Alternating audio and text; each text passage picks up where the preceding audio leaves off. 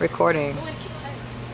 Hi, I'm Spinnabel, and today I taught hoop tosses. We learned a few different types of tosses. I'm just going to review the basics right here. We talked about the basic overhand toss, which is when the hoop is moving over your hand and you're releasing it up and catching it. The underhand toss, which is basically the hoop moving in the other direction, so it's moving underneath your hand and you're tossing it up like so. We talked about how when you toss it up in the air to make sure it comes down straight, the importance of follow through. So keeping your arm up in the direction of where you want the hoop to go, as well as letting go at the correct time. For example, the overhand toss, letting go when your hand is about 5 o'clock, like this. So if you're still having trouble nailing those tosses, make sure to tweak the release point a little bit, as well as make sure you're incorporating your follow through. We also talked about arced tosses. So when you arc the toss over your body, like that.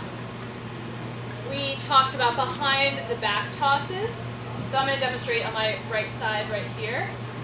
You bring the hoop under your elbow and up and catch it, either in the same hand that you tossed with, like this, or with the opposite hand, like this. We talked about tossing with both hands, starting in a sort of prayer position, letting go and releasing both of your arms to catch the hoop. Then we talked about some over your front and over your back tosses. So I'm going to show the over the back toss right here. The hoop is moving backwards. I bend over, toss the hoop behind my back, and catch it either in front of me, like I did just there, or behind me, like that. We also touched on pizza tosses, where you can start either from waist hooping or from isolating the hoop around your waist, like this. That will give you a little more time to get the toss up to where it has to be.